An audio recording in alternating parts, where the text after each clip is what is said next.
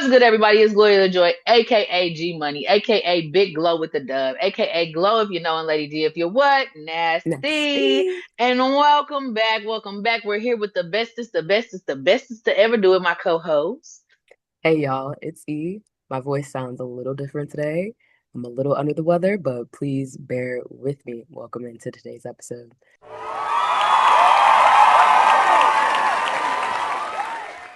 And we appreciate you, Fran, for being here, even though you're not feeling the greatest. So let's start off with just a check-in. Outside of not feeling the greatest on the voice tip, how you doing? I'm feeling good. I'm happy to be here, happy to be recording again, and looking forward to getting into today's topic. How you feeling? Same, man. I need it. I need it. Today has been a day. Well, actually, today hasn't been a day. Yesterday was a day. The last 2 days have been Mm, interesting. mm. It's how I wrap that up. But I'm here nonetheless, and I always enjoy this time with my friend. So it's all Right, right back at you. It's all love. So, for today's topic, we are contemplating the question of becoming. Do we decide who we are, or are we just uncovering the truth? And for me, what draws me to having this discussion is I have always struggled and am currently struggling with the tension between acceptance and change, as well as performance and authenticity. And what I mean by that is I like a routine. I like structure. I like knowing what I'm getting into, and life doesn't often move in that way. Things can be unpredictable, and that unpredictability can cause a lot of anxiety in me. And so I start to question myself, I start to doubt myself, and it leads to questions of, am I being who I say I am? Am I pretending? So that gets into the other tension of performance versus authenticity. And off camera, we had a conversation, Glow, that I wrote a piece that I shared with you, questioning that very thing about performance and authenticity, and coming to a realization that many things in life are performative, not in the sense that you're faking it and you're not being genuine, but good. you wear and fill different roles in your life in different contexts. And sometimes you have to sit with and examine like who you really are. Mm-hmm. um, and so that has been a challenge for me throughout all of my life, but even more so being a burgeoning woman, Mm-hmm. someone who is newly in their 30s and going through a number of transitions in life and just trying to figure out how to stay grounded and how to keep going forward. So Mm-hmm. those are the kinds of things that come to mind for me when that question is posed, and it deeply resonates. So I'm excited to explore that with you. What for you comes up when you consider the question of becoming and whether or not we decide who we are or we are simply uncovering the truth about ourselves? I think at one point I would say we were uncovering the truth, and I feel like when we were initially talking about this idea, that's how I felt. Mm, And I actually brought this up to my therapist, mm, who was like, "I think it's a bit of both." And I'm mhm, like, say more. And upon his perspective, I was like, I can see that. And I think as you were talking and you talked about like looking at writings, for me, looking at my writings has been a way, or reading the things that I've written throughout the, past and stuff like that has been a way for me to get to know myself and experience mm, myself in the way that I think that other people are experiencing me. And sometimes people can say things regarding me and I'm like, oh, thank you. But I don't really get it because I can't mm, experience myself, right? The way that other mm, people can experience me. And so through my writing, though, it never feels like I'm reading my writing. It feels like I'm reading somebody else's writing. And it's a very special place for me because I can like experience the writing as if it's not me, and then through there I'm able to be like, okay, like wow, that's some beautiful stuff, you know. Mhm, So when it pertains to like becoming or who I'm becoming, you talked about off camera, like looking at some old stuff you wrote and it aligned, or not necessarily aligned, but it showed you that you had been wherever you are now mhm, before, as far as some tensions or emotions that you were sitting with. And I think right.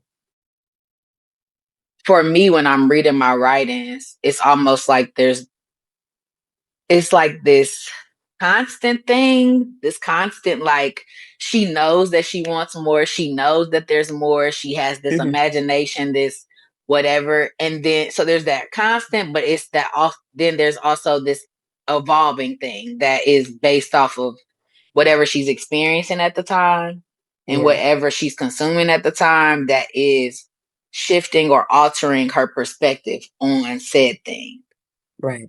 Um and so when I think about the question, I find myself agreeing with my therapist, not because it's my therapist, but because I'm like, Mhm, okay, yeah, like there is some constant, mhm, some uncovering of who I've been. mhm, But then there's also a matter of like deciding who I'm going to be, and really going towards that, right? So also you mhm. talked about like what did you say? Oh man, it just lost my it lost me. It It'll come lost. back. It went blah blah blah blah blah. Yes, it'll come back if it's meant to be said. It'll come back, but I'll stop there.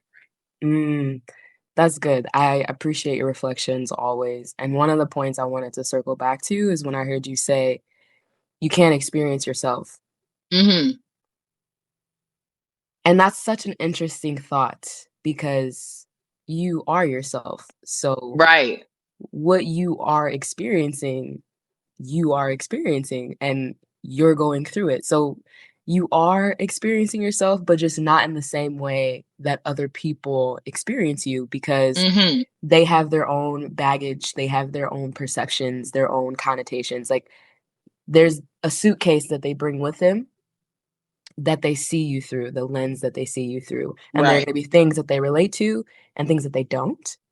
Hmm. Um, but what I really wanted to point out is there was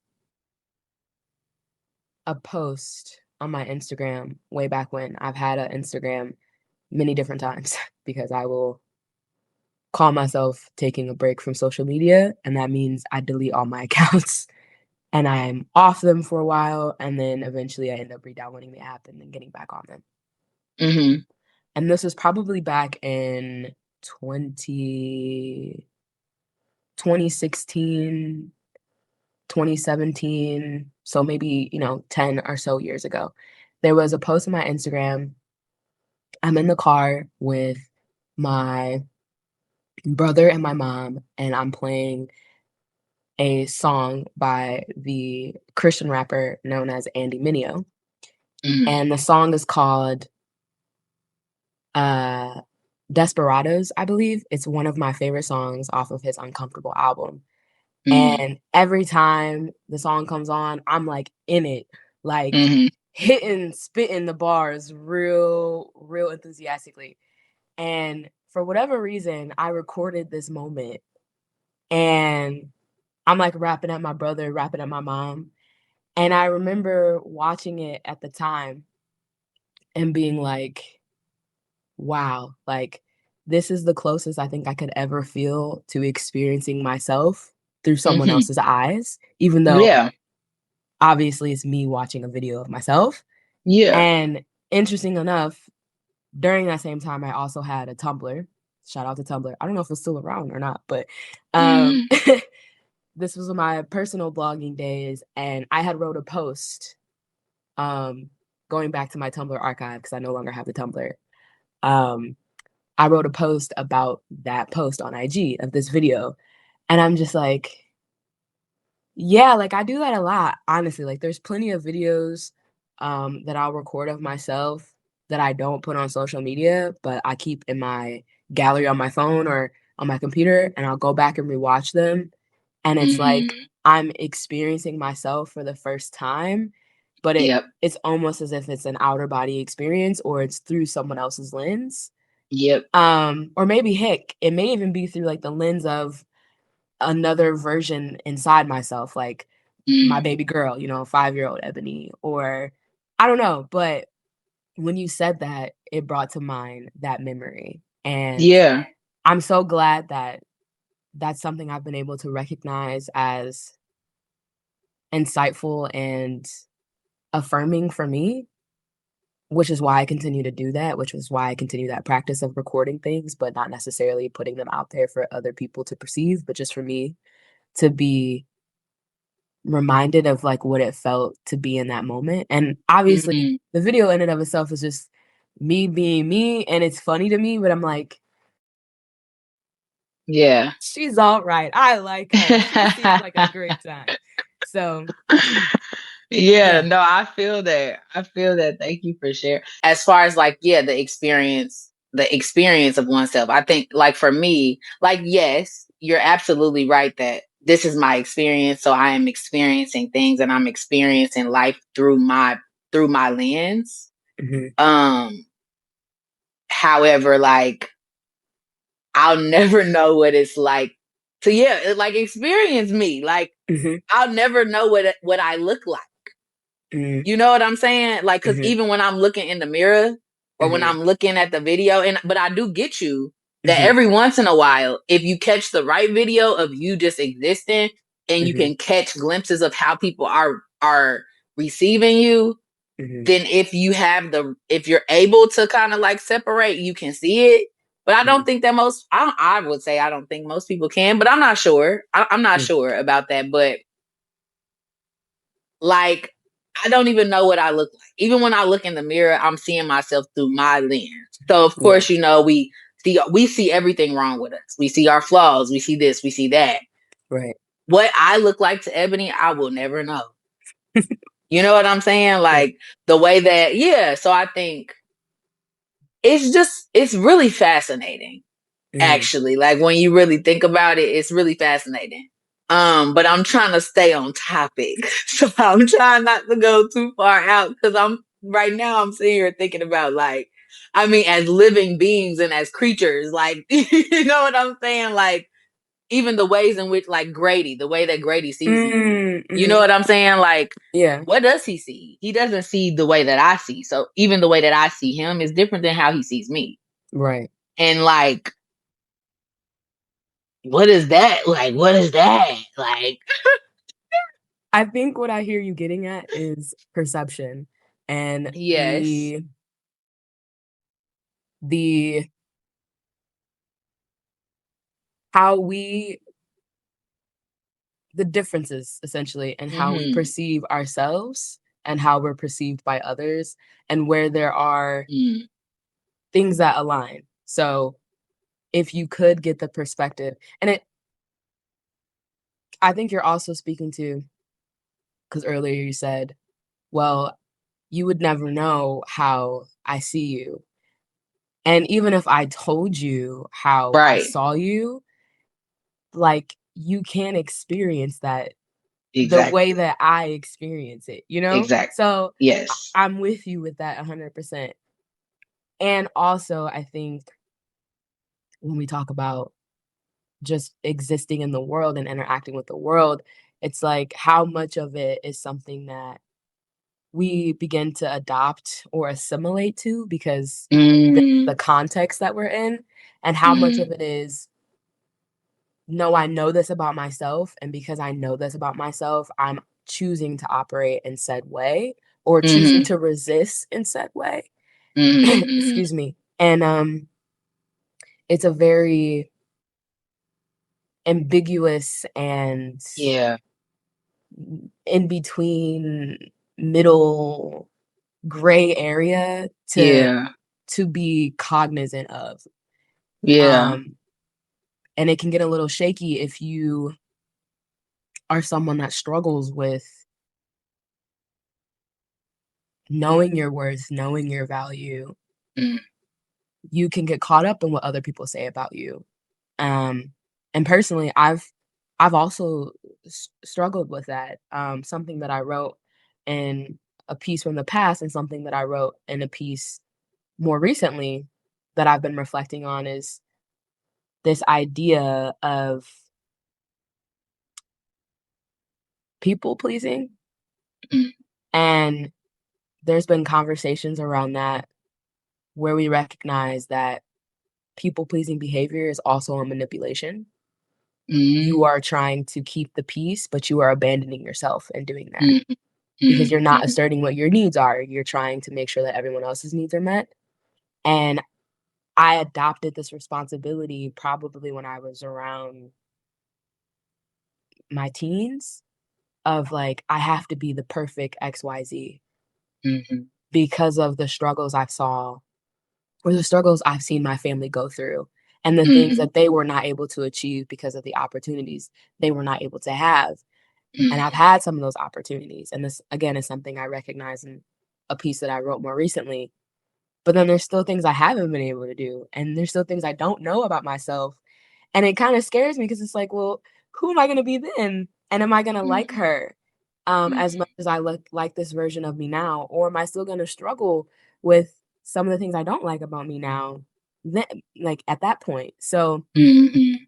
I Mhm. say all that to Mhm. say perception is a really complex concept for It sure. is for sure.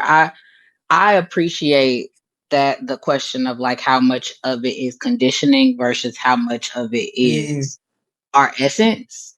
beautiful reframe. Love that. Yeah, like that's really good cuz I think I seen a post somewhere that said like basically our child self is our most authentic self. Mm, Um and to a degree I agree. mhm, But I also think too, like when you're like you said, our environments and all of that are impacting how we see things, how we grow up, what we feel we need to accomplish. Like you talked about the things going on with your family impacted the ways that you then showed up to be mhm, able to do the thing. mhm, And in doing the things that framed and molded you in a way, right? mhm, mhm, So when I'm thinking about our essence or what we are just naturally, I'm mhm, also thinking about like how are we described as children or how are children? Children are like untainted, like mm, the innocence, the curiosity, the open mindedness, the elasticity of the brain, right? There's mhm. so much A possible. sponge. A sponge to all things, right? Mhm, And not necessarily knowing whether they are good or bad. Only conditioning teaches you that, mhm, right? mhm, And so then I'm thinking about the conditioning. And then I'm thinking about as we are getting older, mhm. we become a little more hardened. Yeah. So we become very some would describe it as stuck. I don't think everybody is stuck, but you can definitely get caught up in a way to where Mm, it's like older people are like, that's just his way. And I'm forgetting the phrase around it, but basically that's just how you think. That's just how you are. And you're mhm, too old to shift. You're too old to mhm, change. Well, really, you're not too old to mhm, shift. It's mhm. just that as you're getting older, the willingness to learn a thing or the curiosity may decrease. And it's not because it can't be there. It's Right. more, and I think that like, and thinking about it, when we think about you talked about perception is based off of our environment, the things we've experienced, our lived experiences, et cetera, right? So there may be some unwillingness to learn a thing based Mhm. off of what you experience in your life that makes you be like, yeah, no, that's not for me, or no, I'm not Right, interested. I already know how this goes because I already experienced the thing, right? right. So it's like creating the boxes and locking the corners. There's no other way to see it. This is how it is. And so Mhm, when we're thinking about like, well, am I uncovering or am I deciding? I do fall in the middle. I do again, as I said earlier, fall in the middle of like I do think there's a both. I think that right. like while I'm deciding who I am choosing to be, because I think there's a choice for us to choose to have integrity, choose to be kind, choose to find joy in the things, right? We have to make that, those are choices that we have to make. We can choose to be like, get off my grass as a 90-year-old, or we can decide we want to give the kids candy and popsicles. That's a choice. Right. We can decide to do either or. But as we're deciding and choosing, I think that in order to continue to uncover, like, we have to maintain that essence, that innocence of who we were before we were tainted with the world. You know what I'm saying? Mhm. I'll stop there. Something that came to mind towards the end of your Mm, comments, my mind is specifically focused on your emphasis of choice. You're choosing to be a certain way. And it made me think to truths about self that one doesn't decide and mm, how you grapple with that. It makes me think of, which may be the most obvious example, is sexuality and someone who, and we see this in the queer community where it may be a 50-year-old or a 65-year-old, someone later in life who finally accepts and settles into the truth that they are attracted to and want to be with the same sex, mm, and how world shifting that can be when for so long they had been playing a role of being a dutiful husband or a dutiful wife mm, and trying to mold themselves into this box, so to speak, and it just never seeming to be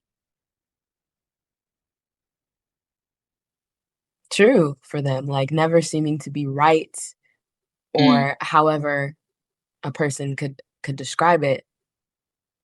But they, for so long, like, they were committed mm, to this person or to that life, and now the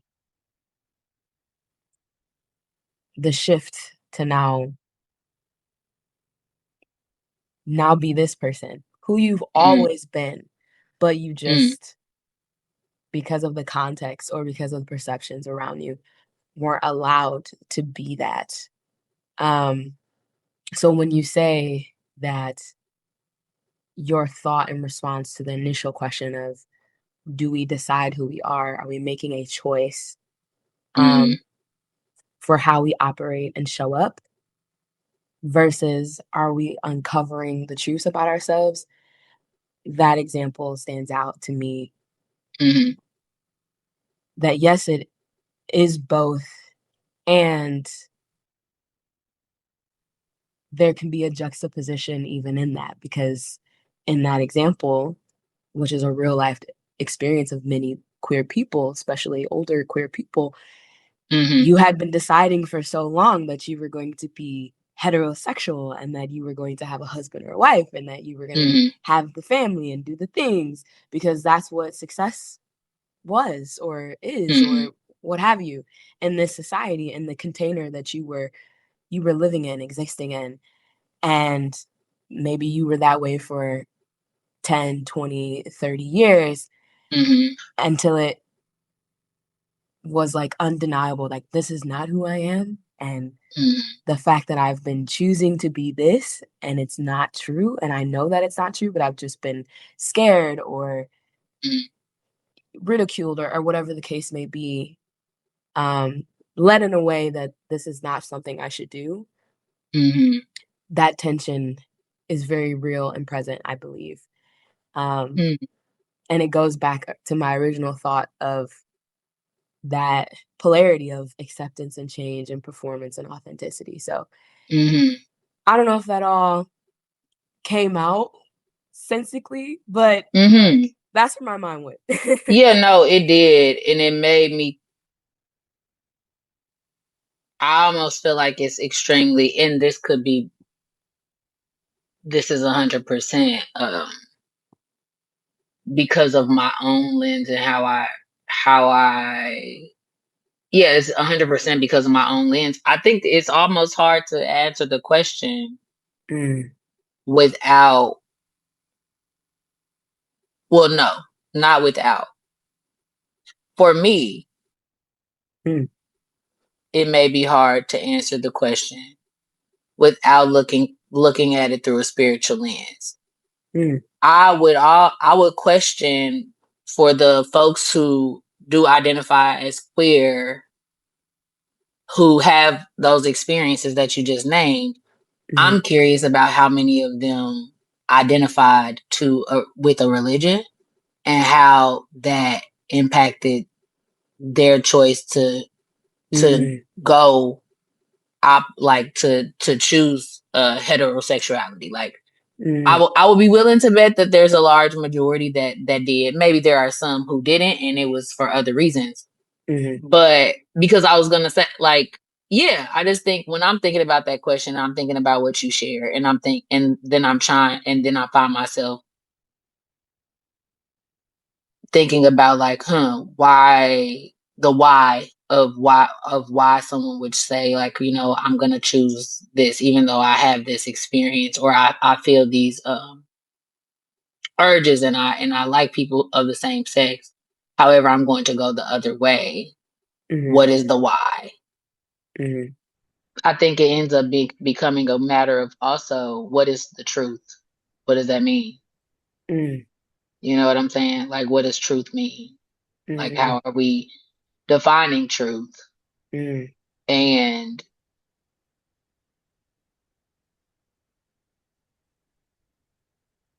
it ends up also going back to like this idea of essence and like nature, mhm, right? Because again, yeah, I actually am realizing as we're having this conversation, I am interacting with this conversation through a conditioned lens. mm, mm, Um, one that I chose, mhm, but one that exists nonetheless because I can't help but think about born into sin, mm, right? Like, so my essence is my nature, mhm, and as I am becoming, I have to die, mhm, right, to allow the Holy Spirit to lead me rather than my own nature. mhm, And so then when I'm thinking about in regards to what is the truth about me through that lens, mhm, sin is my nature, mm, right? Um, mm. yeah.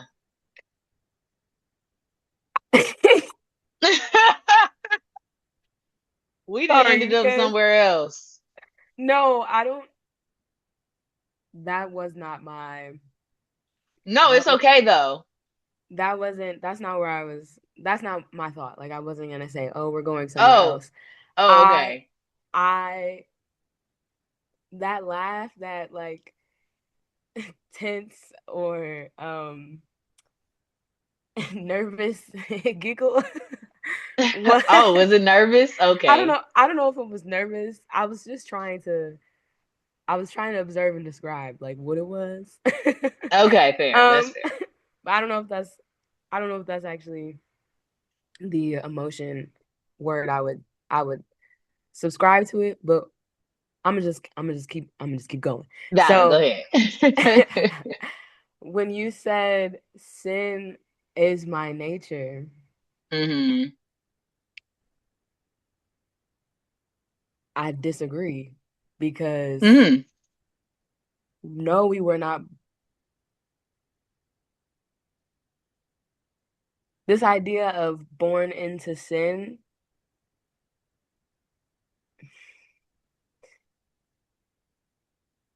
I don't know. I resist it because if you go off what's in the Bible, Adam and Eve being in paradise and then disobeying a direct order, and then that's when sin enters the world.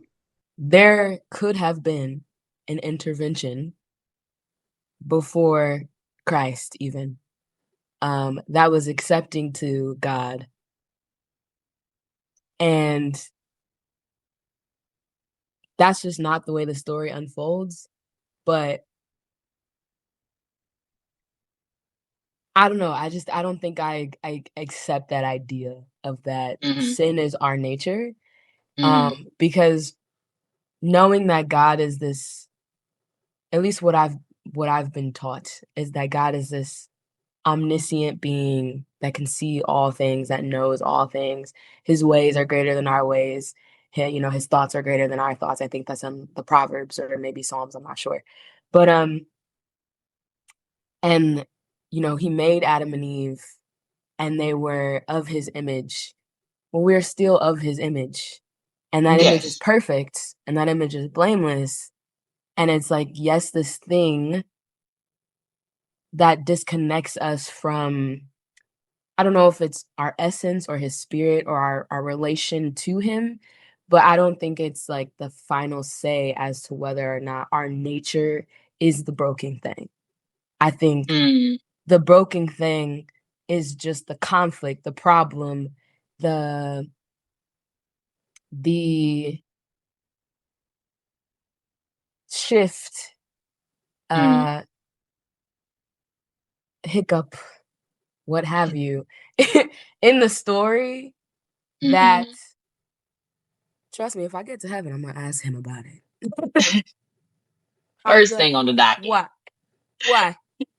Because Oh, we was talking about this, wasn't we? Yeah, yeah, I we remember. were. We definitely were. Why? Um. But I'll digress from moving further. Um. On this particular aspect, not because I think it diverts from the conversation. I think knowing you and that you are a woman of God and that you have a relationship with the Trinity. I respect whatever you have to say as it relates to the topic of becoming. I'm not trying to get into a debate of whether or not I'm right Yeah, or yeah, yeah. wrong. No, no, no, no, Um, no. And um, it's um, not giving that. It's not no, no, giving that no. at all. Yeah, yeah, yeah, yeah. I'm not trying to get into a debate on whether I'm right or wrong. I just I wanted to elaborate on that giggle because Yeah, I no, felt that's compelled to speak to it because it's just like I resist this, and here's why. And maybe it doesn't hmm make a whole lot of sense, or maybe there's some kernel of truth in it. But I digress. That's where my mind went. No, that's totally fair. I was just we flow state. And I think the initial question, as we broke it down from uncovering and deciding to like conditioning versus essence, like Mhm. that question, depending on who you talking to, like, The especially if answer's you gonna be talking to different every somebody, time. yeah, man, Mhm. especially if you talking to somebody who is a believer and depending on what kind of believer, what they believe in, right? Like, Right. and of course, maybe to some people it's like, well, duh, but like Yeah. upon us talking about this, that didn't really come to like I don't know, like it hadn't come Mhm. up, and I think that as we're like digging deeper into like, well, what does it mean, and like Yeah. I'm just like, well, dang, I can't actually see this question outside of that lens. Yeah. So it's more of a reflection of my own perspective and my lens in regards to what it means for me to be becoming, and like Mhm. what do I define becoming as, Right. right? Yeah. Um, and obviously that will be different for everybody. Like Mhm. maybe becoming to someone is simply becoming successful. To Mhm. somebody else, it may be becoming whole regarding their health. And it's like, well, my physical health is good, my mental health is good, right? Like Mhm. becoming to somebody else could be only internal. Mhm. Right? Like So like, self-actualization. yes, Yeah. exactly. On that note, with recognizing the variance in responses to a question like this puts us in a great place to transition to Yeah. uh, our new segment, which we have dutifully and simply named Can't relate. Mm-hmm. We actually put out a series of questions on our Instagram. It was 4 questions, mostly related to childhood, and we're gonna spend some time going over those responses from our listeners. And to be fully transparent, we didn't get many responses on Instagram, but are still grateful for those who did respond. There were some people that I texted in my phone. Shout out to And y'all. Thank you shout to out to Ebony's y'all for coming through.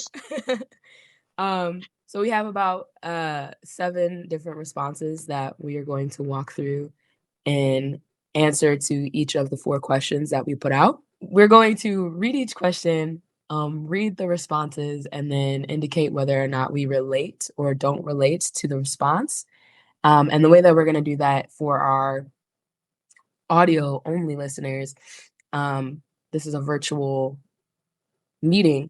And so we're going to use Zoom reactions to either put up a heart if we relate to the response, or putting up a clap hands if we don't necessarily relate to the response, but we thank the person for sharing. So that's how this segment is going to go. I believe it'll be fun and entertaining, but also deep because there's some deep responses in here as well. Okay, let's get into it. Okay, so we're going to get into the first set of responses. So our first question was, if you could hang out with your younger self, what would you do together? One of the responses was to travel. Now we're going to respond. Do we relate to that or not? So 3, oh, you beat me to the punch. Oops. It's okay. Sorry. I was going to do the same thing. I was going to do hearts. So Okay, we'll do a 3, 2, 1. Now that I know, my bad. no, it's I was fine. It's thirsty. fine. It's fine. It's fine. It's fine. No, now we know. We should have talked about it before, but it's fine. So yes, hearts. I would love to Yeah, travel with my younger self. absolutely. I didn't get to travel very often when I was Same. young. So yeah, to just if I could take my younger self to London, oh, we would have a time. Yeah, I feel you. Same. I share the same sentiment, honestly. I didn't get to travel a lot when I Mm, was young. So fair.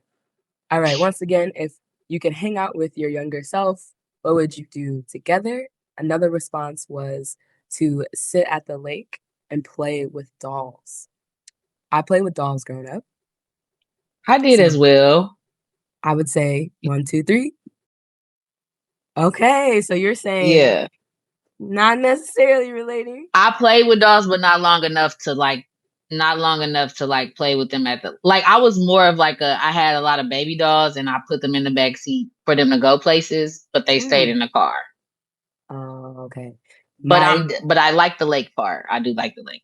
Yeah, being by water is a lovely thing.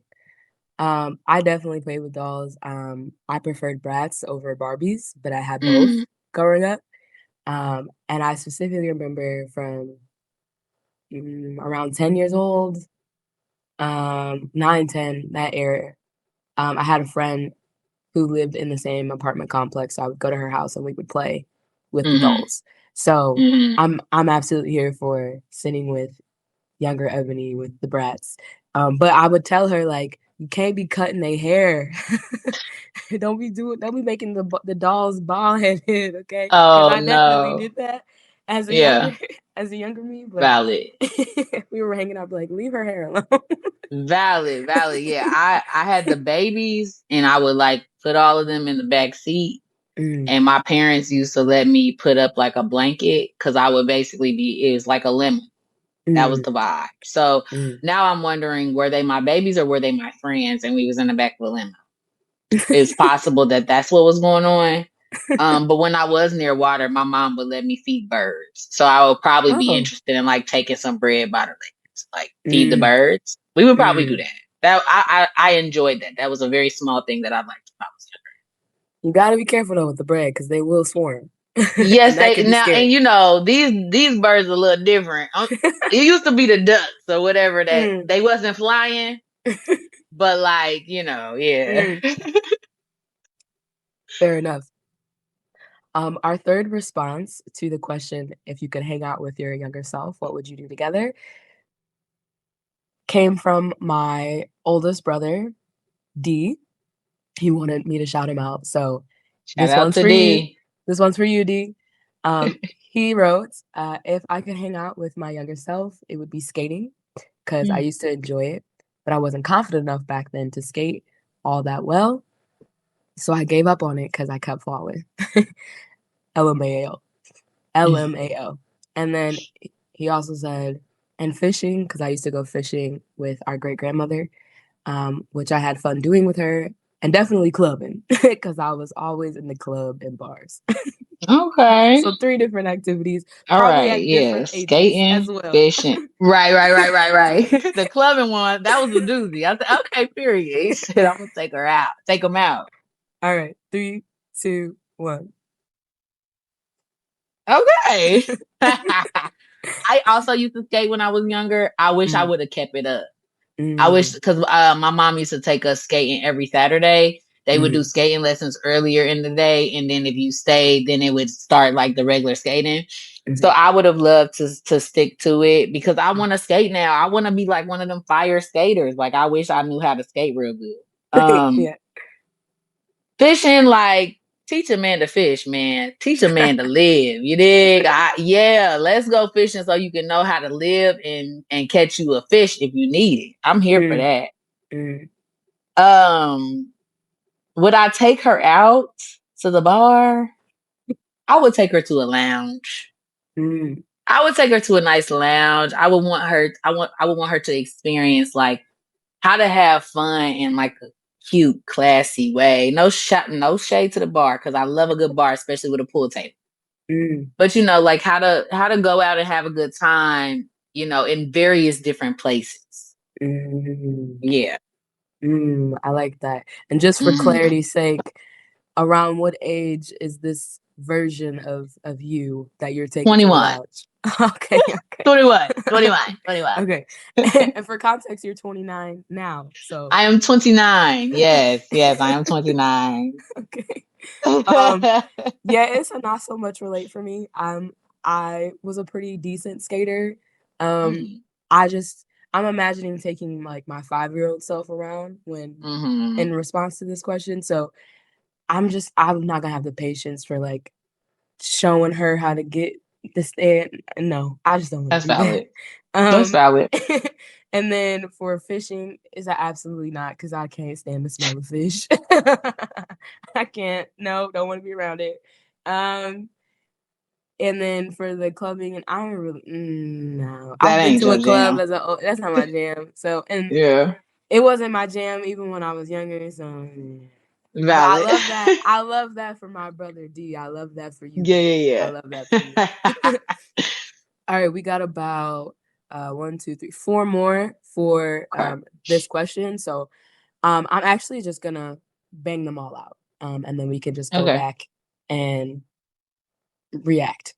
Okay. So if you could hang out with your younger self, what would you do together?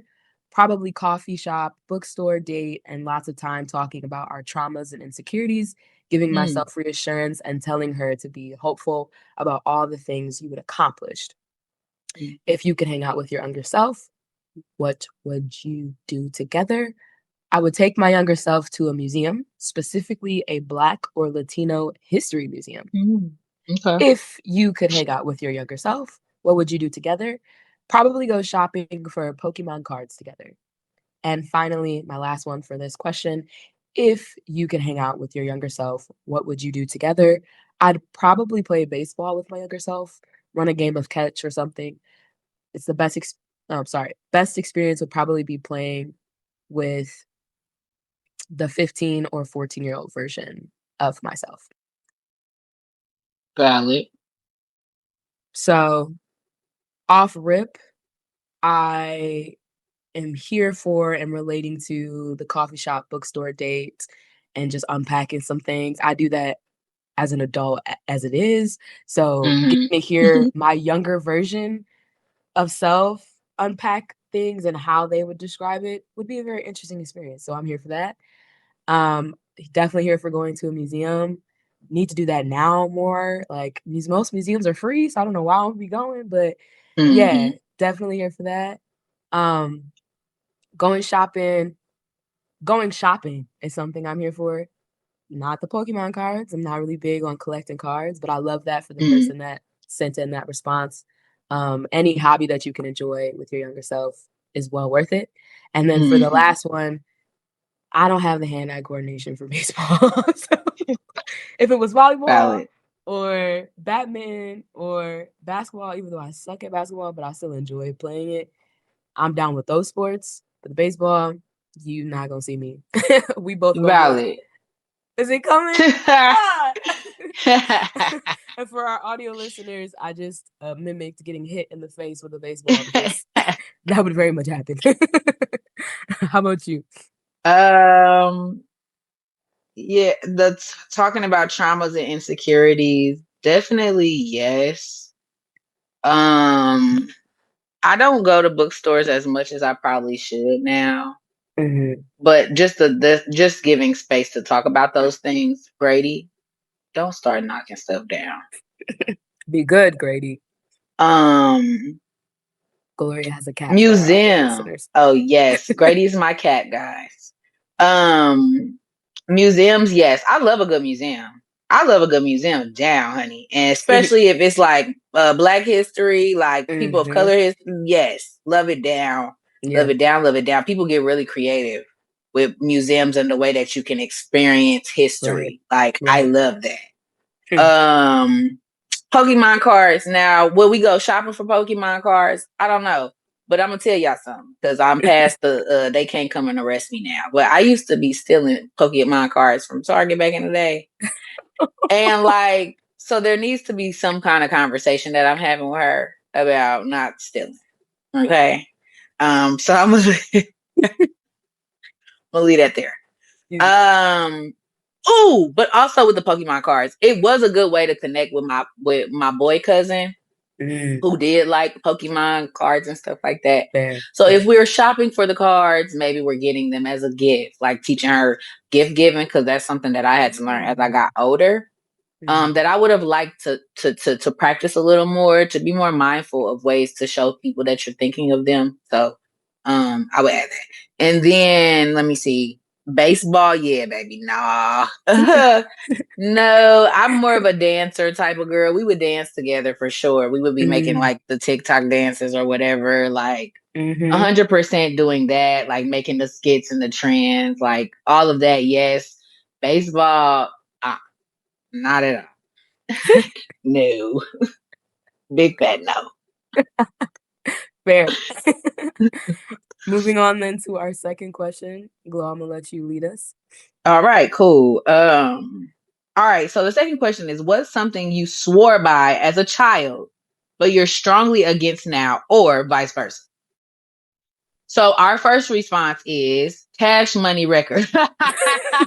Cash Money Records. I feel like I know who wrote this. Three, All two, right. one.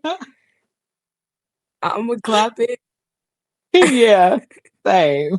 because I wasn't sure if like I wasn't sure if they were saying they swore by them as a child or they swore by them now. So that's why I'm a little like in the middle. But also, I don't Cash Money Records. Who cares? Oh yeah, I feel like they are. I feel like it's the first, the latter, So that they former, saying that they swore by it now before. before. Oh, Okay. so former, right? That's former. Okay. Former. Yeah. Former. Yes.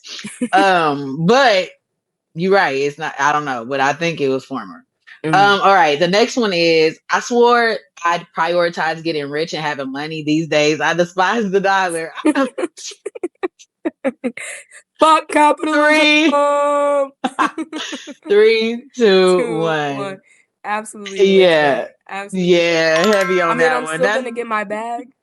I'm still but gonna get my bag, also, but yeah, yeah. I'm a hate it at the same time because it's just like, Yeah. man, Yes. this printed BS. Like, ugh. Yeah. And They once didn't again, created some trash. Yeah. But we need the trash, but they created trash. But yeah. This next one is shout out to Ebony's brother Jamal, Mhm. um, who says that when it came to something they swore by as a child but strongly are against now, or vice versa, saying slash thinking, I can't wait to be grown. I know that. Mhm. I know And that's 3, 2, 1, hearts couldn't say it all quick enough. around. 'Cause listen, Being grown is baby, ghetto. it is. Okay. I was gaslighted about the freedom and autonomy I would have. The You look at this way that we responsibility, thought, these bills, you could have them. the way that we thought this was about to be fire, bro. Mm, debatable. And just one more Um. time for our audio listeners, just periodically just repeat the question just so Oh no one gets yes, lost. yes. So something you swore by as a child, but are strongly against now, or vice versa. I swore I would never drink because the taste of it was nasty at the time. Yeah. Okay. 3, 2, 1. I relate because I do not really drink. I've never had beer. Valid. Except for the one time that I was, like, following my mom to the restroom, and she had some in her cup, and I was just, like, itching to have some, and no shade to you, mama, love you. But you probably shouldn't have let me have some, but I did, and it was disgusting, and from that moment on, I've never had beer again. I have had other spirits, but in general, I just don't really drink, so definitely Valid. relate. Yeah, I mean, I be drinking. Um, I be drinking. I'm gonna have me a drink, but I agree that it's nasty. Um, and I mean, you can get you a little cocktail that'll be all right, but you don't want it to be too sweet. All the things. So you find the things that taste all right every once in a while. Overall, it is not the greatest taste. Fair. So I Mm. feel I feel you on that.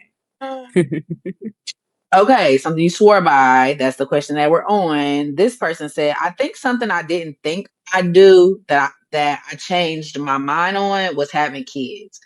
I kind of went back and forth about this for a while. Also changing my last name legally. Swore I wasn't gonna do that, but it was important to my husband. He respected my choice, but I wanted to honor him, so I changed it. That's a good reflection. Mhm. 3, 2, 1. Claps for me and hearts for Gloria. Why the hearts, Glow? Well, I'm still back and forth about kids. Fair. And I always thought I wanted kids, or at Mhm, least like I was never one of those people that was like, "Oh my gosh, I can't wait to be a mama." Like I mhm, didn't even babysit. Don't ask me to babysit. I am not the cousin that babysits. Like I don't care how much you're trying to pay me. I don't want to do it. And it was mhm, more about the responsibility. The mhm, the feeling of like your child is going to be in my responsibility, and if something goes wrong, I do not feel equipped to handle it. And I don't want them to mhm, die on my watch. And that's really intense, but mhm. that's how I feel. Right. And it took me getting older and just more comfortable being around kids and being with kids to Mhm, just be comfortable with them. And I am more comfortable and I do want children. I will say the more that I learn from people who are mothers, the mm, more I'm like, am I sure? And I mhm, absolutely will not have children without the right partner. I absolutely mhm. will not do it. It is Right. imperative because one, me having a child naturally or like, biologically, Mhm. technically is automatically putting my life potentially in danger. That's I true. will not do that Mhm. for just anybody. You got Say to be that. the most special person in the whole entire world for me to put myself in harm's way like that. I would love Valid. my child, but Valid. I will not do it. I will Valid. not do it. I will not. I ain't met somebody worse. Okay. So Fair enough. there's that. Fair And enough. then, sorry, I feel very strongly about that. And that is okay. And then the last name thing, I just think that that's very sweet. I think Mm, I appreciate this person um honor of their husband. I think that mm, that's a beautiful thing, and I would hope that anybody who is marrying people has that type of want to honor their partner. I think that that's a beautiful thing. fair. Fair. Yes. It was claps for me because Hmm. no, I am not having children. I'm certain. resolute on that. There will never be a child that comes through this canal, okay? And as far as changing my name, I think my preference is it really is just how is my name gonna sound with theirs? And if I Mhm. like the way it sounds, I'll honor Valid. it. If they were insistent, like, no, this is really important to me, like, I think I would compromise with a hyphenation. Um, Yes. Love a good because hyphen. I like my last name and it's been my name all Mhm. my life. And there aren't really many of us. So, in terms of our family tree, so I don't want that to die off. So if I am fortunate enough to marry, it's just a conversation and we'll reach a compromise with the hyphenation. Unless I just really love the sauce of my name with their last Yeah. name, then I might just take it I on. can dig that. I feel you on the hyphenation. I've always Mm, thought I'm a hyphenate. That's kind of how mm, I feel. All right. So, reminder of the question: what's something you swore by as a child, but are strongly against now, or vice versa? mhm. This person said, hated tomatoes as a child, used to make me physically sick. Now I love them. Okay. One, two, three. I put claps Yeah, same. because I don't have an aversion to tomatoes one way or the other. I think they go well on a sandwich. I like to make actually like a little makeshift pizza with naan bread and olive oil, and then I'll put a tomato and cheese on top, and that's a delicious, nice little snack or uh, Mm. just something to hold you over before you make a full dinner. But Hmm. I wouldn't say that I love them. Like it's not something I'm going for. So it's just like appreciate you for sharing that, and they're actually fruit, which that blew my mind when I found that out. But other Yeah. than that, one way or the other, I don't really feel too strongly. I can dig it. Yeah, same. I mean, I never didn't like tomatoes. I will say, like, nothing ever made me like physically sick Mm, per mm, se, but just acknowledging my evolution of like being open to more foods as I got older. right, yeah. I think Not being such a we picky eater. yeah, Yeah, or just like our bodies change and things that we never liked, we start to crave, stuff like that. So this that's is why I true. clap. And that Yeah, especially happens during pregnancy. indeed it does. Yeah, and I like all the things that I like. Imagine I have a child and then I stop liking something that I love. Man, you better be worth it. I'll tell you that. Not the child, the part. Anyways. All right, continuing on. As a child, I was anti-guns, but now I've been spending time actually thinking about purchasing a firearm. Mm, Three, two, 2, one. 1. Claps for me and hearts for Glow. Tell me more, Glow. Yeah, man. I don't. Well, so one thing is, I enjoy going to the gun range. I Ah, like I didn't know shooting that. guns. Okay. I do like shooting guns. I enjoy that. I found that Pow, out, pow. back in the day when I was hanging out. I found that out. Okay. And it is nice to go to the place where you should be shooting guns at Mm, and like practice because, mm, like, do you got aim? Like, it's a lot of people walking around with a gun, but can you shoot it and actually aim at what you're shooting for? Like, probably not, mm, honestly. mm, And so I enjoy that, and I like anything that can kind of help you discipline and be able to work with something better. I'm into that. mm, So like mm, learning how to shoot a gun, learning how to put it together, take it apart. I like that. The idea of those mm, things. And I have been thinking about purchasing one as of recent, mm, for a number of reasons. And I mm. and I struggle with that. There's some tension there Yeah. because while I do enjoy shooting guns at the range and stuff like that, I Mm, also feel like owning one increases the likelihood of me potentially killing somebody. And maybe that's really intense, but yeah. like I don't like that idea of even being in a situation where I would have to do that. Yeah. Because I'm such an emotional person that like even if Mm, it was 100% warranted, yeah. it would sit with me. It would sit Yeah. with me in a very real way, and I just pray that that just is not something that I ever have to experience or have to see. So Yeah. For the most part, anybody that's taken a life has said that it weighs on you, especially the first time you do it. yeah.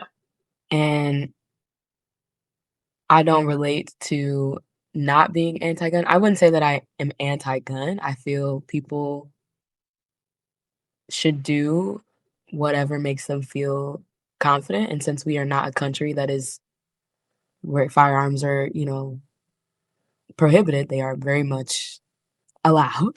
Mhm. Uh, shout out to the Second Amendment.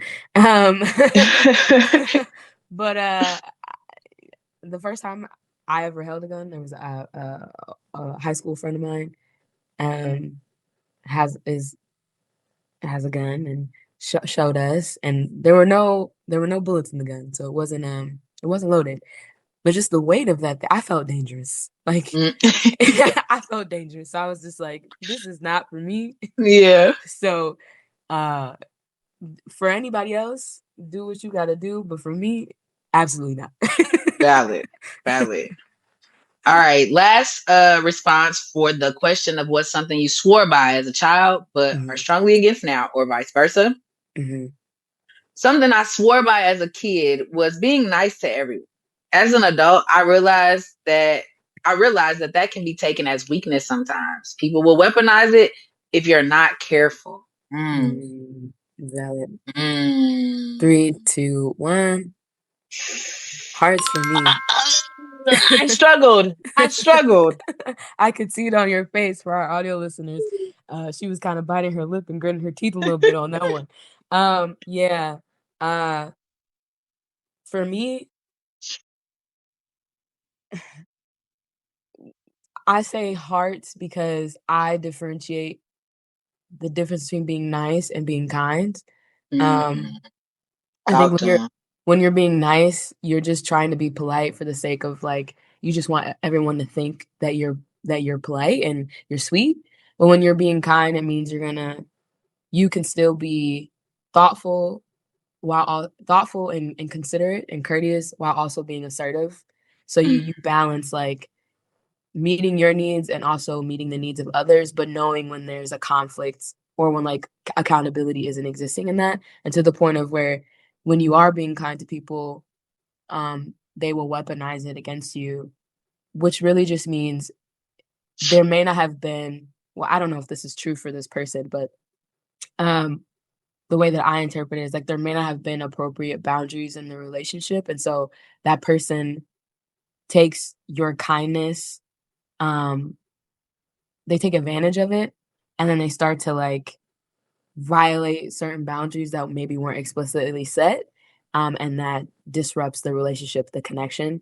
And so then when you start to affirm those boundaries that you have, now they're like, "Oh, you switching it up. You ain't been like this. Why you acting like this now?" So Mm.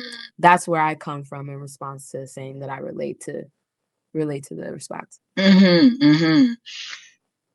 So 100%, 10,000% agree with you on nice versus kind.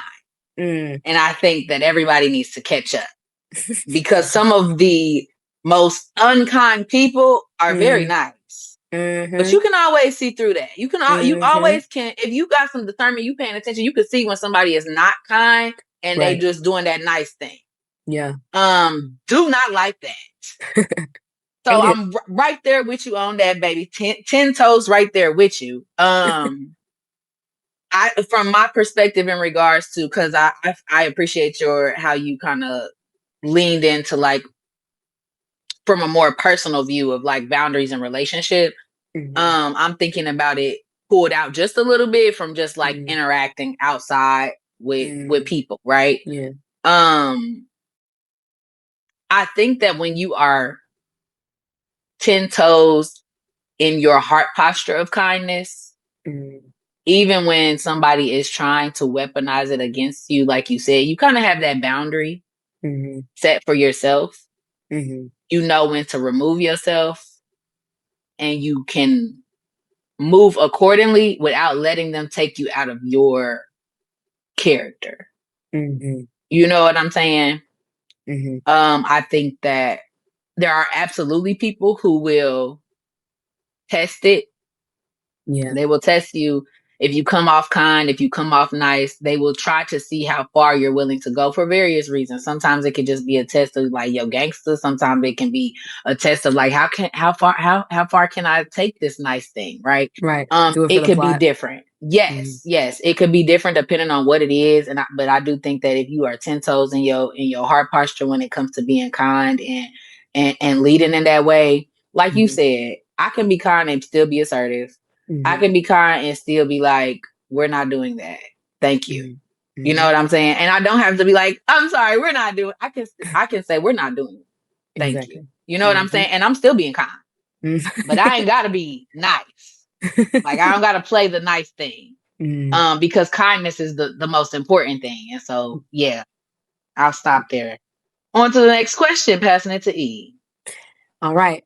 So we have a little shorter of a list here in terms of responses. So I'm just going to read all of them at once. Okay. And then again, we can break down what we relate to and what we don't. So the question is, what personality traits have been with you since childhood? Number one, the fact that I can make people laugh. Been doing that all my life. Number two, this comes from, again, my oldest brother, D. Shout out to you. Shout out. My personality traits that he's had with him since childhood include being goofy, loud, and very down to earth. And I certainly can attest, he is also an Oh, is Aquarius, this like my my good Aquarius brother? Oh, sis. okay. Yes, My like Aquarius my good brother. sis. Yeah. All right, what personality traits have been with you since childhood? Sarcastic and sassy, bookish, tendency to overperform or achieve for validation, tendency to withdraw when threatened with abandonment or perceived loneliness. So that one there is a little deeper, a little Mm-hmm. more self-aware. Yeah. And then the final three, what personality traits have been with you since childhood? Um, the response from this person included compassion, empathy, loyalty, humor, and aloofness. Another person answered being outspoken, LOL. And the final response was making people feel included. Even back in middle school and high school, I was cool with the popular kids and the kids that weren't so popular.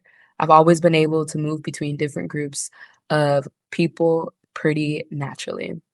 So a little Hmm. versatility and also inclusion. So Yeah. of these responses, Glow, what do you relate to and what don't you relate to? I'm 100% relating to the making people feel included.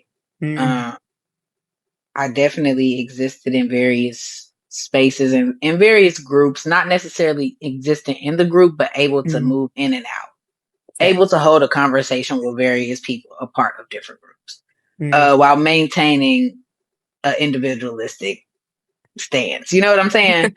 Yeah. I also definitely, let's see, da da da da, and then I guess compassion and empathy, loyalty, humor, aloofness. I feel like that was pulled from like the Aquarius description or something. Like, but yeah, I've always been very empathetic, Yeah. loyal down. Like I'm loyal at the beginning, and then you minus it. You don't even like you start with a hundred points of loyalty with me. Fair. Pros and cons. Let me say.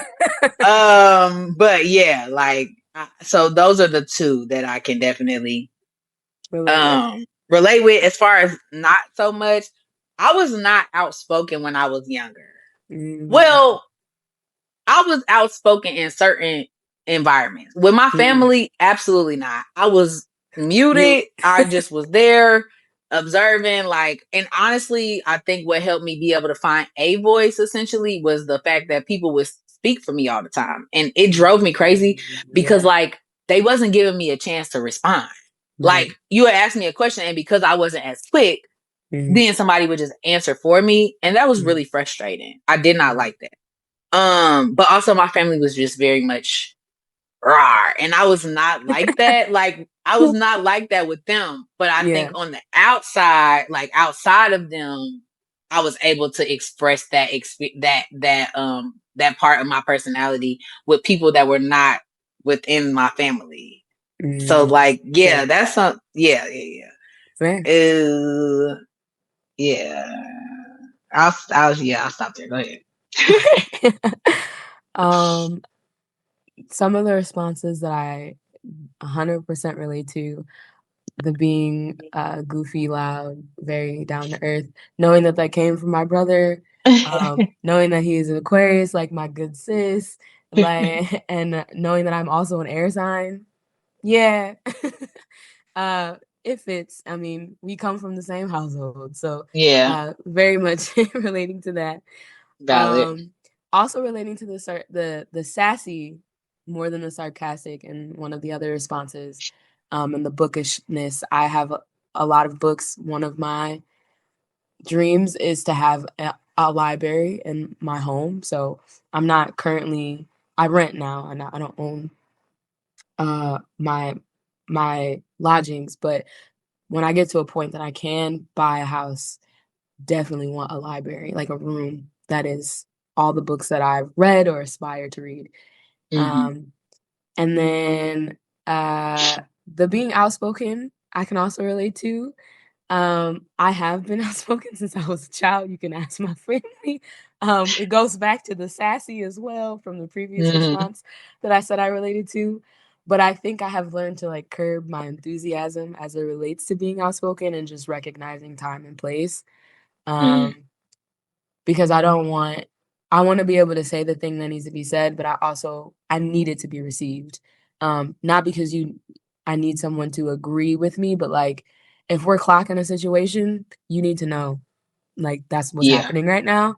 And I yeah, need to be able to say that as best I can, package it so that the person can receive it. But like at the end of the day, I'm gonna stand 10 toes on saying whatever it is that needs to be said, and I can always apologize if you don't like it, or if it hurt your feelings. valid. I'd rather ask for forgiveness than permission. So, Okay, period. those are the ones that I'll point out from this section. Okay, cool. All right, we are at our last question, which Mhm. is, what's something you knew about yourself early on? All right, so I'll read the first three, repeat the question, read the last. Valid. So the first one is it's funny because I know who wrote it. I be knowing. Bruh. Mm, All right. I was and am not like anyone else. mm, I knew I loved R&B music from like age 8, LOL.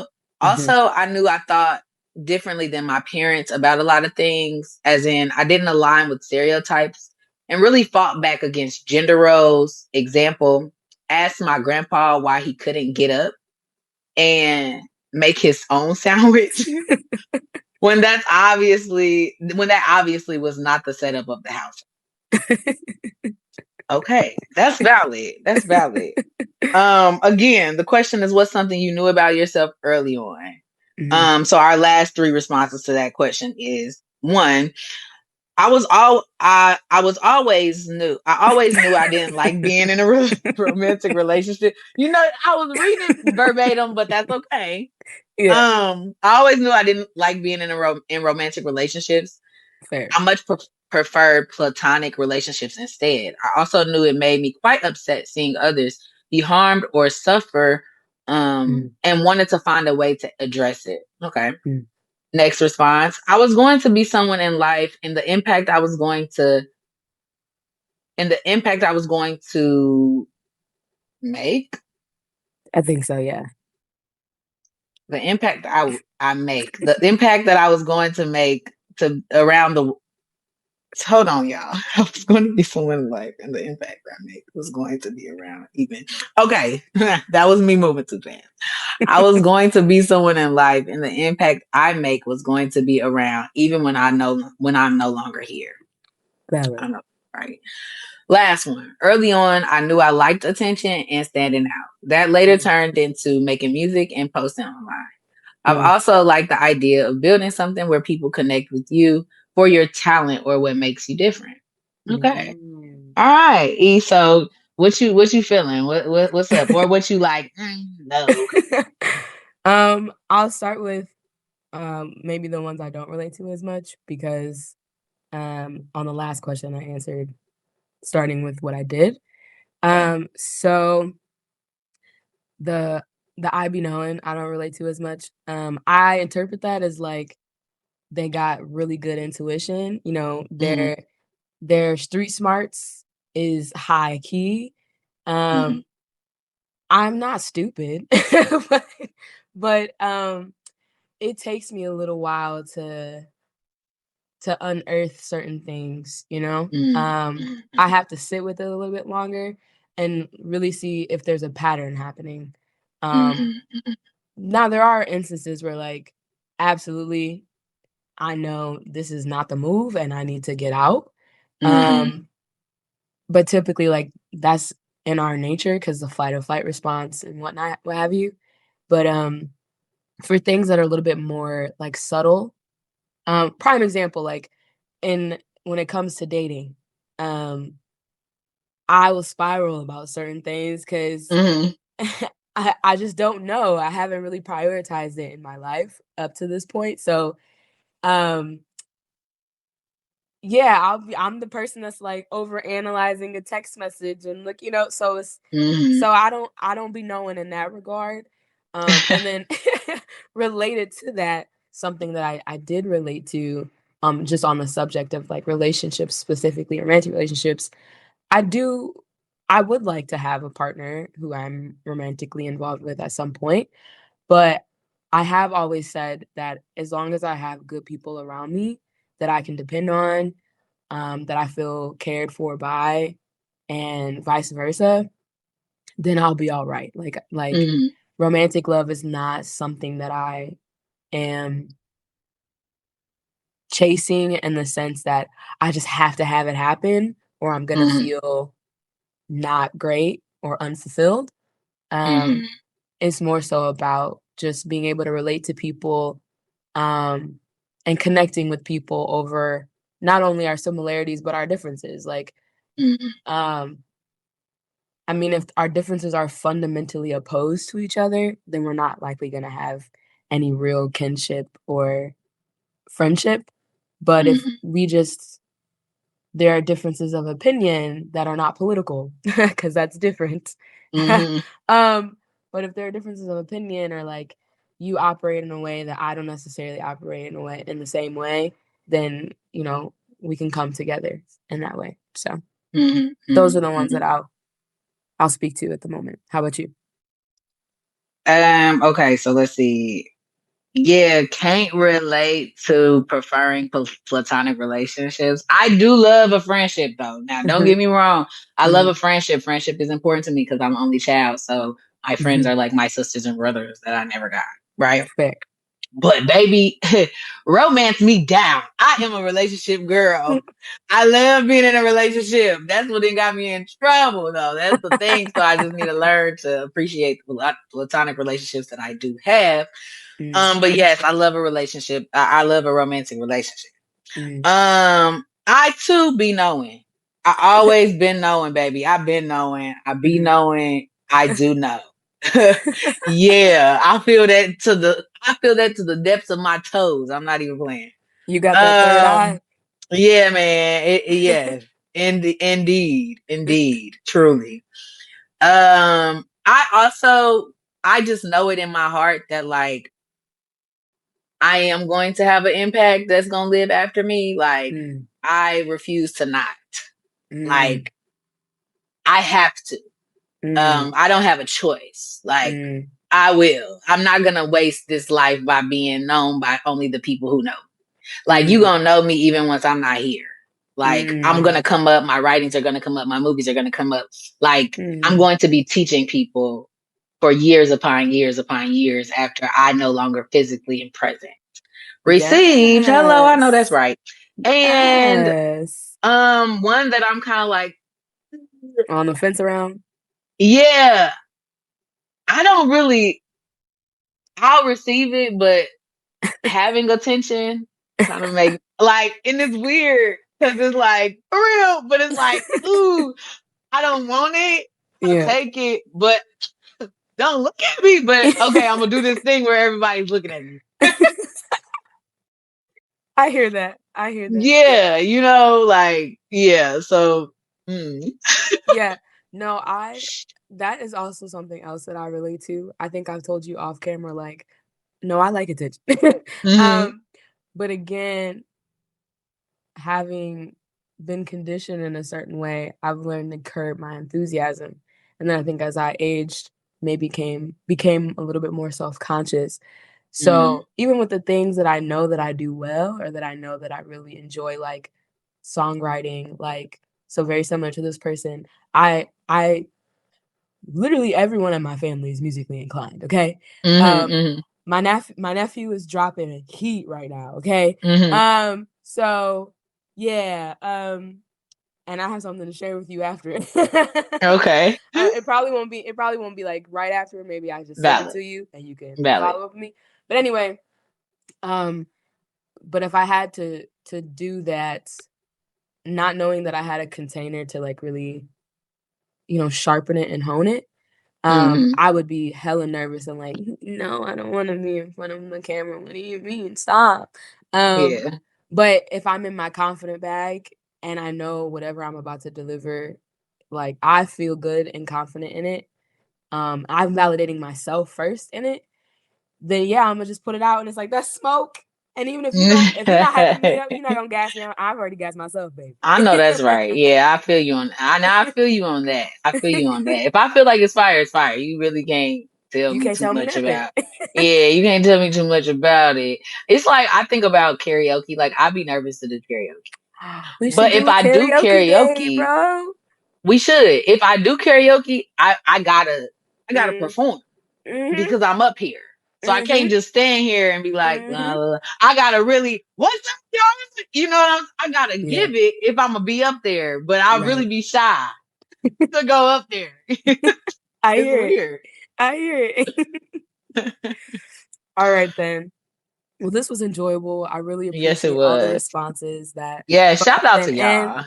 And, if there were specific responses that we didn't highlight, but that you heard, and you wanna share what you relate to, please feel free to comment on our YouTube, and if you're an audio only listener, go ahead and put comments, in the comment boxes on whatever platform you're listening on. So, I think now would be a good time to go ahead and discuss our takeaways from this conversation. So, our key takeaways, what stands out for you after having this burgeoning conversation about becoming?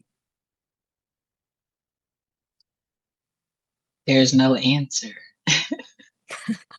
I thought for a second I thought for a second like the audio had cut out or something, but you were pausing for dramatic effect. Yes, I was. Yeah. And it didn't register at first. I was just like, "Oh, did she not hear me?" Like, so sorry I messed that up for you, but No, you're fine. No, you're fine. It's okay. I still got to be dramatic by grabbing the mic. So it's okay. this is true, yes.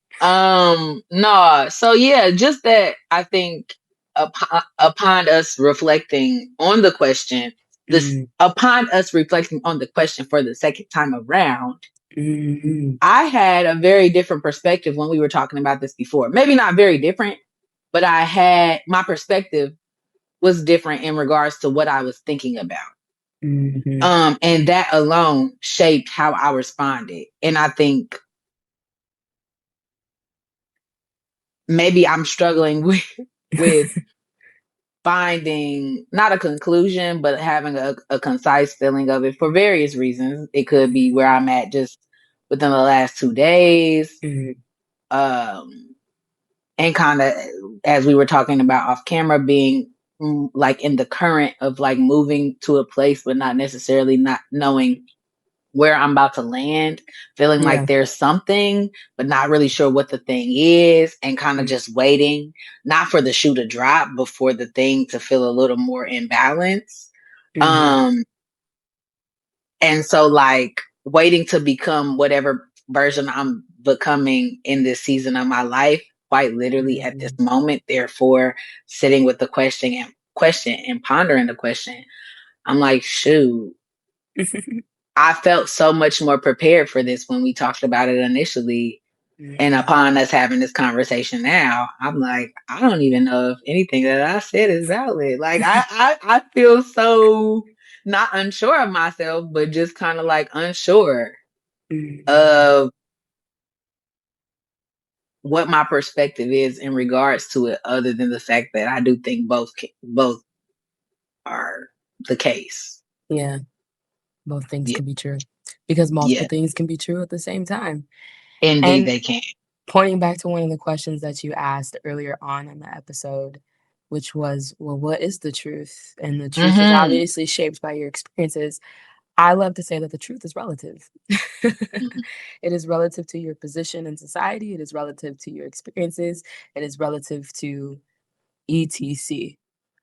And for me, my key takeaway is that life is ambiguous and there will be moments of certainty, moments of clarity, moments of confidence, and where you just feel really firm and grounded, and whatever you believe your truth to be as it relates to who you are becoming. And at the same time, there are gonna be moments where that may not very well be true. And in closing, I'll say that it makes me think of one of the quotes that I have collected in my notes app, which is, "Be patient becoming the person you have never been." So That's the quiet part out loud. Yeah. So if you enjoyed this episode, make sure you like, comment, subscribe. Please leave a 5-star review. If you're listening and you would like to watch, head on over to www.youtube.com/@the QPOL-216. Thanks for tuning in and see you on the next episode.